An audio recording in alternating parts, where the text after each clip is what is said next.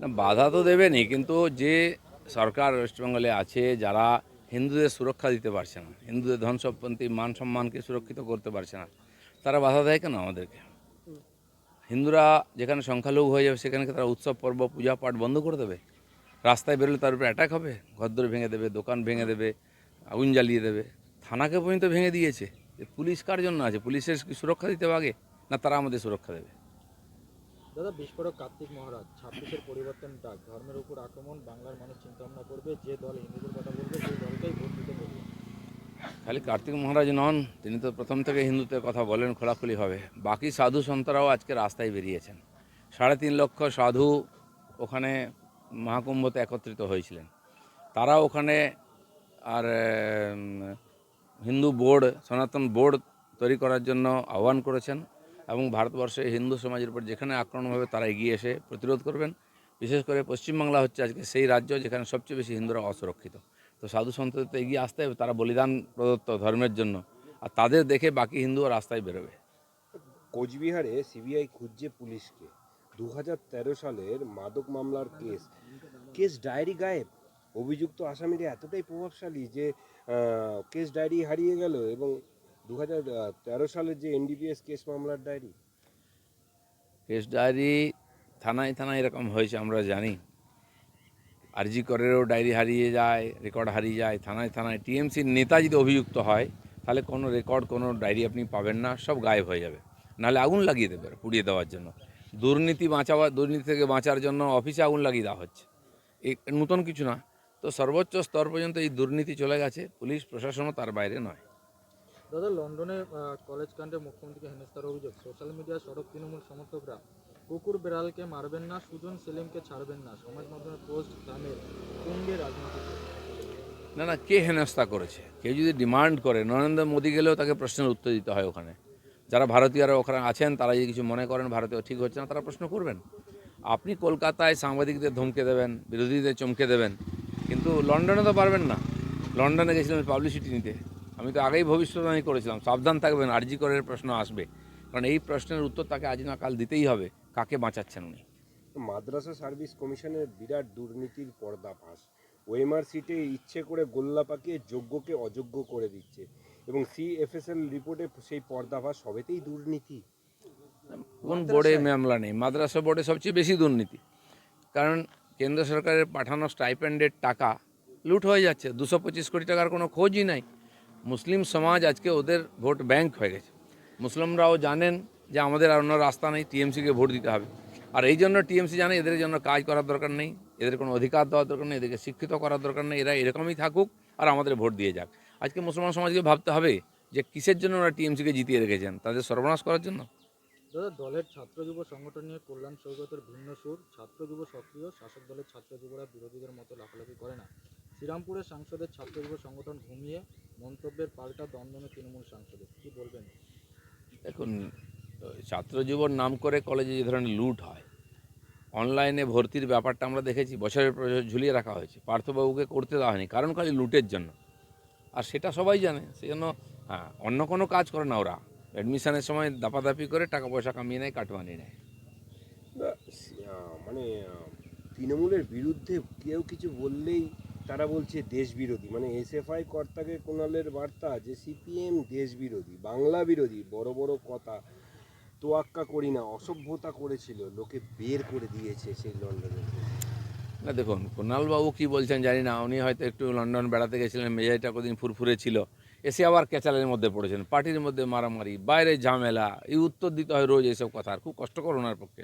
সকাল থেকে উঠেই মেজাজটা খিচড়ে যায়, কিন্তু উপায় নেই। যে পার্টিতে আছেন, সঙ্গদোস্ত, আপনি যদি ভদ্রলোক হন, এত ভালো লোক, তাহলে ওই চোরেদের সঙ্গে আছেন কেন? চলে আসুন, উত্তর আপনাকে দিতেই হবে।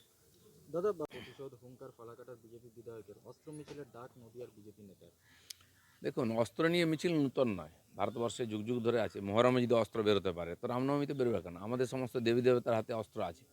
তো অস্ত্র নিয়ে বেরোবো, এবং অস্ত্র নিয়ে এই জন্য বেরোবার দরকার আছে মিছিলের সুরক্ষার জন্য। পুলিশের উপরে কোনো ভরসা নেই, পুলিশ সুরক্ষা দিচ্ছে না, পুলিশের সুরক্ষা নেই। মালদা মোথাবাড়িতে থানা জ্বালিয়ে দেওয়া হচ্ছে, ভেঙে দেওয়া হচ্ছে। তারপরে এখানে কি বলে, কালিয়াগঞ্জেতে, কালিয়া চকেতেও থানা জ্বালিয়ে দেওয়া হয়েছিল, বারবার হয়েছে। তো পুলিশ কি সুরক্ষা দেবে? তাই হিন্দুরা তাহলে ধর্মকর্ম বন্ধ করে দিতে হবে, শোভাযাত্রা পুজো পাঠ করবে না, কারণ কি হলেই হামলা হবে, যেটা হচ্ছে জায়গায় জায়গায়। আর সেই জন্য হিন্দুদের নিজের সুরক্ষার জন্য নিজের ব্যবস্থা করতে হবে। এবার ক্যানিংয়ে রামনবমী মিছিলে থাকতে পারেন শওকত মোল্লা। শৌকত মোল্লা যদি এত দম থাকে, আগে যাক, নওদাতে যাক, মুর্শিদাবাদে যেখানে হিন্দুদের বাড়িঘর ভাঙা হয়েছে, পোড়ানো হয়েছে, যাক মোথাবাড়িতে যেখানে হিন্দুদের গ্রাম উজাড় করে দেওয়া হয়েছে, থানা ভাঙা হয়েছে, ওখানে গিয়ে শান্তি মিছিল করো আর মুসলিম ভাইদের বোঝাও যে ধর্মনিরপেক্ষতা একার জন্য নয়, হিন্দুদের জন্য, তোমাদের জন্য আছে। আরে যে চোর ডাকাত ছাড়া রাজনীতি করতে পারে না। ভাঙড়ে তো আমিও থাকি, পঞ্চায়েত ইলেকশন আপনারা দেখেছেন, নমিনেশন করতে দেওয়া হয়নি কাউকে, গাড়ি গাড়ি চোর ডাকাত নিয়ে এসেছিলো, গণ্ডগোল, যে পাবলিক ঘিরে গাড়িগুলো পুড়িয়ে দিচ্ছে, লেজ গুটিয়ে দৌড় মেরেছে নেড়িকুত্তার মতো। সে বড় বড় ধর্মের কথা বলে এটা ডাকাত। আমি নিজে তার ভুক্তভোগী। আমাদের কেন্দ্রীয় সভাপতি যখন ডায়মন্ড হারবার যাচ্ছিলেন, আর ওখানে কিভাবে আটকানো হয়েছে, দিয়ে রাস্তার দুই দিকে সব সমাজ বিরোধী দাঁড় করিয়ে রেখে ইঁট পাথর মারা হয়েছে। সে রাজনীতি শেখাচ্ছে বিজেপির লোকেদেরকে। ভাই, আতিক মোহাম্মদ একটা হয় না ভারতবর্ষে, অনেক হয়। সময়টা আসতে দাও, সব দেখবে, ভুলে যাও না আতিক মোহাম্মদের কথা। এবার যাদবপুর বিশ্ববিদ্যালয় ক্যাম্পাসের ভেতরে রামনবমীর পালনের হুঁশিয়ারি এবিভিপির। না, রামনবমী তো বিশ্বের সব জায়গায় হতে পারে, রাম সর্বত্র সবার। তো যেখানে যেখানে যে সরস্বতী পুজো হতে পারে, অন্যান্য ফাংশন হতে পারে, রামনবমী কেন হবে না? রাম একটা আদর্শ, যে ভালো, যদি কার্ল মার্কস লেনিনের জন্মতিথি হতে পারে, তো রামনবমী কেন হবে না? তাকে যে মানে আমাদের ভারতবর্ষের প্রাণপুরুষ, মর্যাদা পুরুষোত্তম, ভারতবর্ষের ঘরে ঘরে পাড়ায় পাড়ায় স্কুলে কলেজে রামের আদর্শ তুলে ধরার দরকার আছে। দাদা একটা জিনিস, সেটা হলো শহর জুড়ে রামনবমীর পোস্টার, সেখানে দেখা যাচ্ছে যে পোস্টারে রয়েছে প্রধানমন্ত্রী নরেন্দ্র মোদী ও শুভেন্দু অধিকারীর ছবি। জানি না কে ছবি দিই, এটা কোনো রাজনৈতিক প্রোগ্রাম নয়। আমি রাজনৈতিক ব্যক্তি, আমি তো কারো বিয়েতে যে রাজনৈতিক বিয়ে হয়নি। আমাকে যদি ডাকে রামনবমী মিছিলে হাঁটতে, আমি অবশ্যই হাঁটবো, একজন হিন্দু হিসাবে গর্বের সঙ্গে হাঁটবো, কারণ এরকম মহাপুরুষকে আমরা জন্ম দিয়েছি ভারতবর্ষে। আমি রাজনীতি করি, ভগবান রাজা ছিলেন রামচন্দ্র, তাই জয় শ্রীরাম বলি আমরা, এটা কোনো ধার্মিক স্লোগান নয়, ভুল করে ওরা। আর সেই জন্য তার আদর্শকে ভারতবর্ষে প্রতিষ্ঠিত করে, রামরাজ্যের কথা স্বয়ং গান্ধীজি বলেছেন। দাদা একটা জিনিস, ঈদের জন্য শহরে 82টি রাস্তা বন্ধ, অথচ রামনবমীর শোভাযাত্রার জন্য প্রয়োজনে হাইকোর্টে যেতে হয়। না, আমরা তো রামনবমীর দিন কোনো রাস্তা বন্ধ করতে চাই না। আমরা সবাই রাস্তায় বেরোক, রাস্তা খোলা থাক, মানুষ হাঁটুক। আর শওকত মোল্লাকে বলছি, ক্যানিংয়ে তুমি, ওখানে যে হিন্দুরা 21-এ নির্বাচনের পরে গ্রাম ছাড়া হয়ে গেছে, যাদের বাড়িঘর ভেঙে দেওয়া হয়েছে, এখনও এলাকা ছাড়া আছে, তাদের ডেকে নিয়ে এসো, রামনবমী করে তুমি নেতৃত্ব দাও সামনে দাঁড়িয়ে, তাহলে বুঝবো তোমার পাটা আছে বুকের। পূর্বস্থলীর 2 নম্বর ব্লকের শতাধিক বিজেপি ভোটারদের তালিকা থেকে নাম বাদ। বহু জায়গা থেকে এখানেই হয়েছে, হিন্দু ভোটারদেরকে বিরুদ্ধে কমপ্লেন করা হচ্ছে, তাদের নাম কেটে দেওয়া হচ্ছে, আর বাংলাদেশে অনুপ্রবেশকারীদের ভোটার তৈরি করা হচ্ছে। এই হচ্ছে ভোটার লিস্টের যে গল্প মমতা ব্যানার্জির, এটাই। কিন্তু বিদেশিরা কেউ ছাড় পাবে না, সেজন্য কেন্দ্র সরকার শুরু করেছে ভোটার কার্ডের সঙ্গে আধার কার্ডের সংযোগ। এটা হলে যেমন 62 লক্ষ কী বলে রেশন কার্ড বাতিল হয়ে গেছে, এরকম ভুয়ো ভোটারও বাতিল হয়ে যাবে। দাদা আজ তো ঈদ, ঈদের জন্য আমার মুসলমান ভাইদের আমি শুভেচ্ছা জানাবো। আমরা এই ইকো পার্কেতে বিজয়া সম্মেলন করি, দীপাবলি সম্মেলন করি, আগামীকাল ঈদের সিমাই হবে, সিমাই পার্টি হবে, সবাইকে নেমন্তন্ন করছি। শুভেচ্ছা।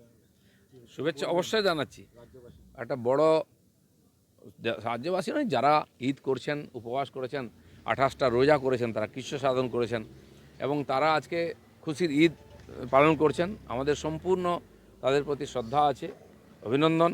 সবাই যেন তার ভালো স্বাদ পান। কিন্তু আমি আবার আপিল করব, যারা রোজা করবেন তারাই ইফতার করবেন, মাঝখান থেকে ঢেকুর মেরে মেরে কেউ ঢুকে পড়বে এই অনুমতি দেবেন না।